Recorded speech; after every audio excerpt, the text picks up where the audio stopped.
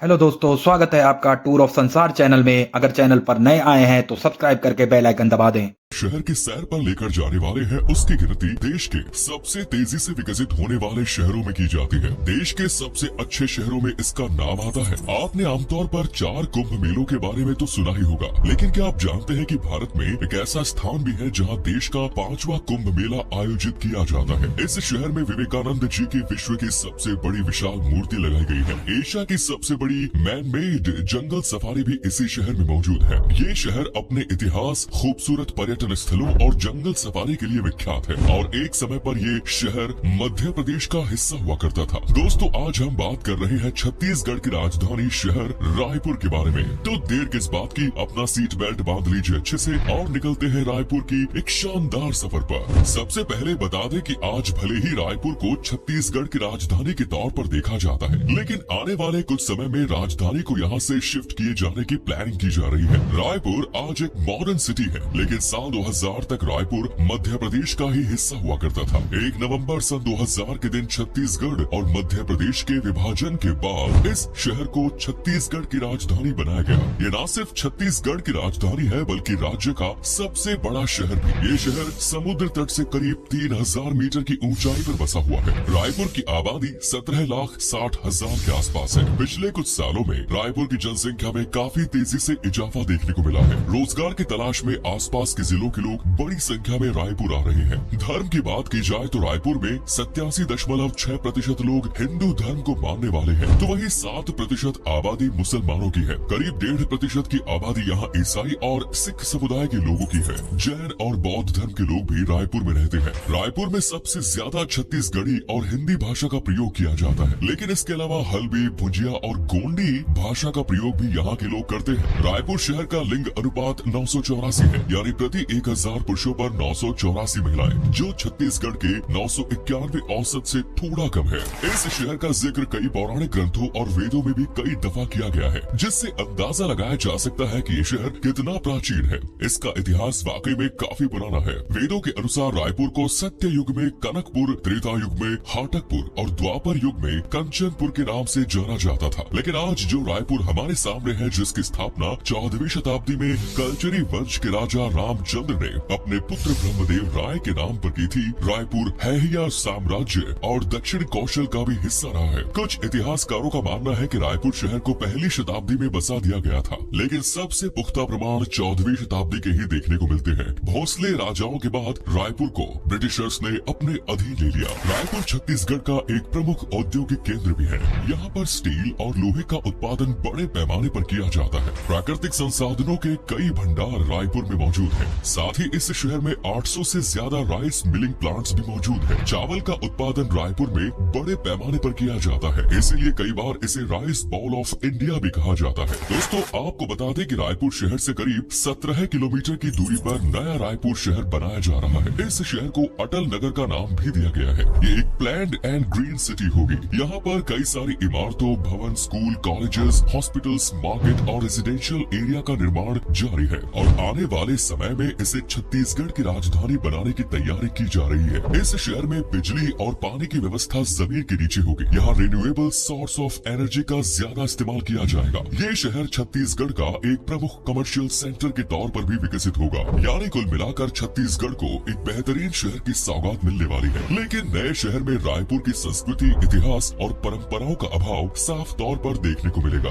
आपको बता दें कि रायपुर का लिटरेसी रेट लगभग 86% है। ये शहर एक प्रमुख एजुकेशनल हब के तौर पर अपनी पहचान बना चुका है। न सिर्फ छत्तीसगढ़ के बल्कि देश के कोने कोने से लोग रायपुर में शिक्षा प्राप्त करने आ रहे हैं। All India institute of medical science, central institute of petrochemicals, engineering and technology, Hidayatullah national law university जैसे कई प्रमुख शिक्षा के संस्थान मौजूद हैं, जहां हर साल हजारों की संख्या में बच्चे उच्च शिक्षा प्राप्त कर रहे हैं। भले ही रायपुर के लोग कितने भी पढ़े लिखे क्यों न हो, लेकिन यहाँ आज भी लोग अंधविश्वास अंधविश्वास और झाड़ फूंक जैसी मान्यताओं पर विश्वास करते हैं। यहाँ बैगा नाम की एक जनजाति है। इस जनजाति की एक अजीब परंपरा है कि बैगा जनजाति के लोग अपने किसी लोग की मौत के बाद घर छोड़कर अपने लिए नई जगह तलाशते हैं और नई जगह जाकर नया घर बनाते हैं, क्योंकि ये लोग मानते हैं कि किसी अपनों की मौत की वजह से कुल देवता नाराज हो जाते हैं। कमाल है भाई। आपको बता दें कि रायपुर शहर का शहीद Veer Narayan Singh international cricket stadium Bharat का तीसरा और दुनिया का चौथा सबसे बड़ा क्रिकेट स्टेडियम है। रायपुर शहर अपने टेराकोटा के बर्तनों के लिए भी जाना जाता है, जो बेहद खूबसूरत लगते हैं।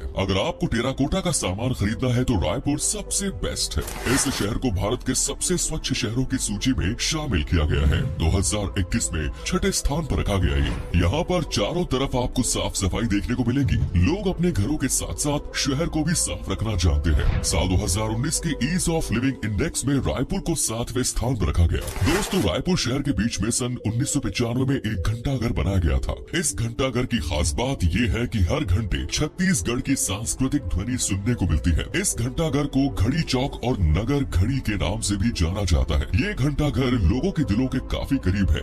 आज तक कई फिल्मों में भी रायपुर शहर की खूबसूरती को दिखाया जा चुका है। रायपुर शहर की संस्कृति बेहद खास मानी जाती है। राउत नाचा, देवर नाचा, पंथी, बादकी और पंडवानी यहाँ के ये प्रमुख म्यूजिक स्टाइल और डांस फॉर्म्स है। रायपुर में फरवरी महीने के दौरान महानदी तट के करीब राजिम कुंभ मेला का आयोजन किया जाता है। हरिद्वार, इलाहाबाद, उज्जैन और नासिक के बाद इस मेले को 5वें कुंभ मेले के तौर पर जाना जाता है और इस मेले में बड़ी संख्या में लोग भाग लेते हैं। करीब 2 हफ्ते तक ये मेला आयोजित किया जाता है। इसके अलावा गौरी गोरा, पोला और तीज उत्सव जैसे फेस्टिवल्स का आयोजन भी रायपुर में धूमधाम से किया जाता है। रायपुर में दशहरे का त्योहार भी लोग बड़े ही धूमधाम के साथ मनाते हैं। साथ ही चंपारण मेला हर साल जनवरी और फरवरी के महीने में आयोजित किया जाता है। दोस्तों, रायपुर सिर्फ त्योहारों के लिए ही नहीं बल्कि अपने खान पान के लिए भी प्रसिद्ध है। फरा, मुठिया, अंगकर, रोटी, चौसेला रोटी, तिलगुड़ आदि यहाँ की पारंपरिक डिशेस मानी जाती है। अगर आपको स्ट्रीट फूड पसंद है तो रायपुर आपको जरूर पसंद आएगा। यहाँ पर आप लिट्टी चोखा,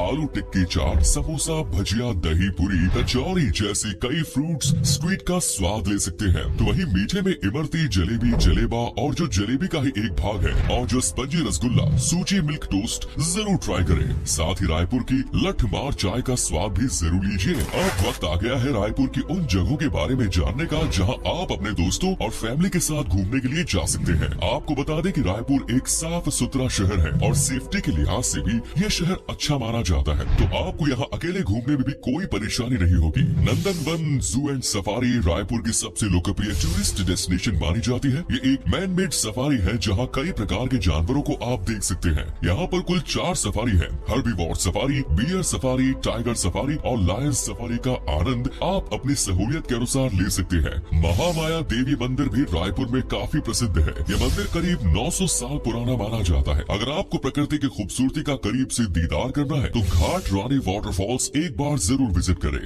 ऊंचाई से गिरता झरना और उसकी ठंडी फुहारें जब आपके चेहरे पर पड़ेगी तो आपको सारा तनाव छूमंतर हो जाएगा। स्थानीय लोग और सैलानी गर्मियों के मौसम में यहाँ नेचुरल स्विमिंग पूल में नहाने आते हैं। वहीं स्वामी विवेकानंद सरोवर भी रायपुर में बेहद लोकप्रिय है। इसे बूढ़ा तालाब के नाम से भी जाना जाता है। आपको बता दें कि ये सरोवर 400 साल पुराना है। इस स्थान पर विश्व की सबसे बड़ी विवेकानंद जी की मूर्ति लगी हुई है जिसकी ऊंचाई 37 फीट है। शाम के समय में यहाँ का म्यूजिकल फाउंटेन और लेजर लाइट शो का आयोजन किया जाता है। अगर आपको सुकून के 2 पल बिताने हैं तो केवलया धाम जरूर आइए। ये एक प्रसिद्ध जैन मंदिर है जो सफेद संगमरमर से बना हुआ है। यहाँ पर कुल 26 मंदिर है जिनमें 24 मंदिर जैन धर्म के 24 तीर्थंकरों के हैं। आप एनर्जी पार्क भी एक बार जरूर विजिट करें। यहाँ रिन्यूएबल सोर्सेज का इस्तेमाल कर बिजली का उत्पादन किया जाता है। पुरखौटी मुक्तांगन की खूबसूरती का दीदार भी आपको जरूर करना चाहिए। आपको बता दें कि इस आंगन का उद्घाटन APJ अब्दुल कलाम आजाद सर ने किया था। यहाँ पर छत्तीसगढ़ की संस्कृति की झलक आपको देखने को मिलेगी।